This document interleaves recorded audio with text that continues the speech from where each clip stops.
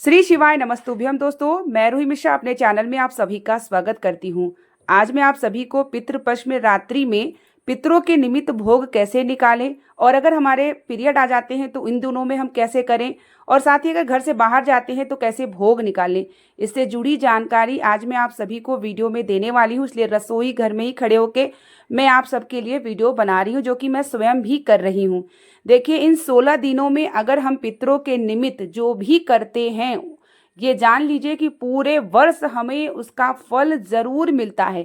हमारे पितृ प्रसन्न होके जाते हैं तो हमें आशीर्वाद देते हैं, क्योंकि हमारे जो पितृ हैं वह देवता तुल्य होते हैं। तो वीडियो के अंत तक बने रहिएगा। संपूर्ण जानकारी प्राप्त करके आप सभी, ये कार्य सभी को करना है, ऐसा नहीं है कि मैं करूं या ना करूं, सबको करना है, क्योंकि हमारे पितृ जो होते हैं वो कई पीढ़ी के होते हैं, कई पुश्त के होते हैं।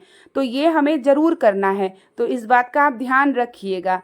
साथ ही जब आप भोग निकालेंगे तो किन बातों का ध्यान रखना है, जो कि मैं स्वयं भी कर रही हूँ। और जैसे कि मैंने इसके पहले वीडियो आपको शेयर किया था कि शाम का दीपक कैसे जलाना है, अब हम जानेंगे कि पितरों के निमित्त हम भोग कैसे निकालें। रात्रि में जो आप भोग बनाते हैं उसमें बिना लहसुन प्याज का होना चाहिए, इस बात का ध्यान रखिएगा। सात्विक भोजन ही बनाना है हम सबको। अगर आप नहीं बना पाते हैं तो आप कुछ और भोग निकाल लीजिएगा। साथ ही रसोई घर को साफ रखिएगा। रात्रि में जब आप भोग निकालेंगे तो पहला भोजन, रात्रि में जो आप भोजन बनाते हैं उसे पहले आप एक रोटी और सब्जी, जो भी आप बनाते हो, आप जो है आपके यहाँ जो भी बनता हो, बस सात्विक होना चाहिए, साफ सफाई होना चाहिए, बिना लहसुन प्याज का होना चाहिए। उसे निकाल करके एक प्लेट में रोटी और सब्जी और एक गिलास पानी, जब आप पूरे रसोई घर को साफ कर लेते हैं, किचन साफ कर लेते हैं, जब आपका रसोई घर का काम समाप्त हो जाता है तो आप एक किनारे, जहाँ जल का स्थान होता है वो पितरों का स्थान होता है, वहीं पर आपको रख देना है एक गिलास में पानी और उनके लिए जो है भोजन। और भोजन को आप ढक के ना रखें, ऐसे खोल के ही रखें और प्रार्थना करें कि हे पितृ देवता, आप इसे ग्रहण करिए और अगर मुझसे कोई भूल चूक गलती हो तो मुझे क्षमा करिएगा, आप इसे स्वीकार करिए। ऐसे कह के आपको रोज रात्रि में रखना है और अगले दिन सुबह आपको वो गिलास का पानी किसी वृक्ष के नीचे कहीं डाल दीजिए और जो रोटी सब्जी जो भी रखते हैं वो वृक्षों के लिए डाल दीजिए। और ये सुबह भी आप जो बनाते हैं भोजन, वो भी आपको गौ माता या पक्षियों के लिए निकालना होता है। लेकिन रात्रि में हमें अपने रसोई को ना खाली नहीं छोड़ना चाहिए, क्योंकि हमारे पितृ देवता आते हैं, हमारे 33 कोटि देवता आते हैं हमारे रसोई घर में। इसलिए हमें अपने रसोई घर को इसीलिए साफ और स्वच्छ रखना चाहिए। और बर्तन वगैरह जूठे वगैरह अगर आप रखते हो तो आप मत रखिएगा, साफ सफाई रखिए। थोड़ा देर लग जाए लेकिन अपने रसोई घर को साफ स्वच्छता का विशेष ध्यान रखिएगा। अगर साफ सफाई नहीं होगी तो हमारे पितृ जो है नाराज होते हैं, आप उनके लिए कुछ रखेंगे नहीं, तो इससे काम मत करिएगा, साफ सफाई का विशेष ध्यान रखिएगा। अगर आप जो है बर्तन आपके यहाँ काम वाली आती है तो उसको धुल के रख दीजिए, जूठे को बाहर कर दीजिएगा। साथ ही पीरियड्स के दौरान हम कैसे भोग लगाएंगे, क्योंकि ये तो सबके साथ हो सकता है, मेरे साथ भी हो सकता है, पीरियड्स आ जाएंगे।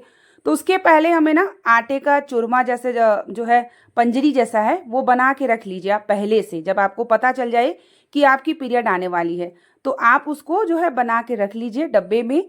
और आप घर में जो भी हैं, बच्चे हैं, पति हैं, जो भी हैं, उनसे कह दिया करिएगा रात में कि वो साफ सफाई तो आप कर लेंगे किचन में, वो रख दिया करेंगे और वही उठा के अगले दिन जल जो है सब डाल दिया करेंगे। ठीक है, ये काम आप घर में किसी परिवार से भी करा सकते हैं, जो कि मैं भी स्वयं ऐसे ही करूंगी। साथ ही मान लीजिए दिन भर के लिए हम घर बाहर जा रहे हैं या हम 3-4 दिन के लिए जा रहे हैं तो क्या करें। तो ऐसे में देखिए, अगर घर में कोई और है आपके तो उससे कह दीजिए कि वो रात्रि में पितृ देवता के नाम पर वो रात्रि में रसोई घर में आप जो पंजरी बना के जाएं उसको उससे रखवा सकते हैं आप, कि आप ग्लास और जो है मीठा जो भी आप बनाए हैं उससे रख दें। ये पितरों का भोग हमें अपने रसोई घर में रात्रि में जरूर लगाना चाहिए। इससे हमारे पितर आते हैं और उनको ये लगता है कि आप उनके लिए इतना कर रहे हैं, तो हमारे पितर जब आशीर्वाद देते हैं ना तो यकीन मानिए आपको हर चीज में देखने को मिलता है। हमारे पितर जब रूठ जाते हैं तभी हमारे पितर दोष लगते हैं। तो ये छोटे छोटे कार्य पितर को हम जो है प्रसन्न कर सकते हैं और पूरी कोशिश करनी चाहिए। जैसे हम नवरात्रि की पूजन की तैयारी करते हैं, देवी को प्रसन्न करते हैं, सावन में शिव जी को करते हैं, गणेश जी को करते हैं, वैसे हमारे पितृ देवता भी होते हैं। तो उनके निमित्त हमें ना समय निकाल के, ज़्यादा समय नहीं लगता है, आप शाम का दीपक जलाते ही हैं, रसोई घर में जला दीजिए, सुबह पूजन करते ही होंगे, मंदिर चले जाइए, एक लोटा जल अर्पित अपने पितरों के निमित्त करिए। पितरों के बारे में, अपने पूर्वजों के बारे में बच्चों से चर्चा करिए, पति से, जो भी आपके घर में लोग हैं आप लोग उनके बारे में बात करिए, क्योंकि वो हमारे आसपास होते हैं। अगर आप उनके बारे में बात करते हैं ना तो वो प्रसन्न होते हैं। तो चर्चाएं उनकी होनी चाहिए, आपके घर में भगवत कथा वगैरह चलनी चाहिए। तो रात्रि में ना अपने रसोई घर में ये विशेष ध्यान रखिएगा कि साफ सफाई का ध्यान जरूर से जरूर रखिएगा। और जैसे कि आटे वगैरह जो बच जाते हैं, आप लोग रखते होंगे कि अगले दिन रोटी बनाएंगे, तो वो काम तो बिल्कुल मत करिएगा। रोटी वगैरह बना के रख लीजिए, वो बासी भले आप किसी को, गौ माता को, चिड़िया को, कुत्तों को दे सकते हैं, लेकिन रखा हुआ आटे की रोटी बिल्कुल मत खाइएगा। और पितृपक्ष में विशेष रूप से ध्यान रखिएगा। अपने रसोई घर को बिल्कुल गंदा मत रखिएगा, एकदम साफ और स्वच्छ रखिएगा।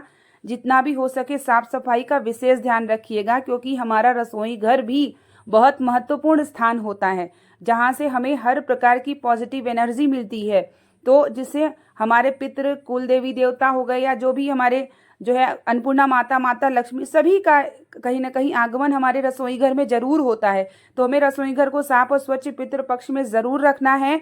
और साथ ही बासी भोजन हमें नहीं करना है। जो भी बनाइए आप खाइए, बासी भोजन आप बाहर निकाल दीजिए। बासी भोजन को पितृपक्ष में ना करिएगा, इस बात का भी आप ध्यान रखिएगा। और भोजन बनाते समय अपने जो है मन प्रसन्न होकर के भोजन बनाइएगा, जिससे आपके पितरों को भी तृप्ति हो। ठीक है, प्रसन्न होकर भोजन बनाइए। और पीरियड्स के दौरान जैसे अगर आपकी आ जाए तो आप ये कार्य कर सकते हैं। और बहुत लोग अग्नि में भी आहुति देते हैं, जैसे पितरों को भोग देते हैं तो ऊपरी का कंडा जला लेते हैं और उसमें आहुति देते हैं जो भी भोजन है, जिससे उनको प्राप्त होता है स्वधा स्वधा स्वाहा स्वाहा करके। लेकिन वो आपके लिए बहुत सारे लोग नहीं कर पाएंगे, तो आप ऐसे रात्रि में भोजन निकाल सकते हैं। और अमावस्या के दिन सिर्फ आप जो है ऊपरी की कंडी में जो है जला के आप पितरों के निमित्त थोड़ा सा भोग लगा सकते हैं, अगर लगाना चाहें तो। लेकिन अगर आप प्रतिदिन रात्रि में रसोई घर में उनके निमित्त भोग निकालते हैं तो भी श्रेष्ठ होगा, जो कि मैं स्वयं भी कर रही हूँ। जो सभी कार्य मैं आपको शेयर कर रही हूँ, मैं स्वयं भी कर रही हूँ, ताकि हमारे पितृ प्रसन्न हो, हमारे पूर्वज प्रसन्न हो, और हम सभी के घर पे आशीर्वाद दे के जाएं, और हम पूरे वर्ष उसका हमें फल देखने को प्राप्त हो, सफलता हो, मांगलिक कार्यक्रम हो, आपके घर में सुख समृद्धि और आशीर्वाद उनका बना रहे। तो इस तरीके से आप सभी रात्रि में भोग निकालिएगा, भोजन जो है पितरों के निमित्त। उम्मीद करेंगे कि वीडियो आपके लिए काफ़ी हेल्पफुल होगी, और आप सभी भी पितरों के निमित्त जरूर सभी कार्य कर रहे होंगे, मैं आशा करती हूँ। और आप सभी करते रहिए, पूजन पाठ करते रहिए, जिससे आपके पितरों को मुक्ति की प्राप्ति हो और प्रसन्नता हो। तो मिलते हैं नेक्स्ट वीडियो के साथ, तब तक के लिए आप लोगों को श्री शिवाय।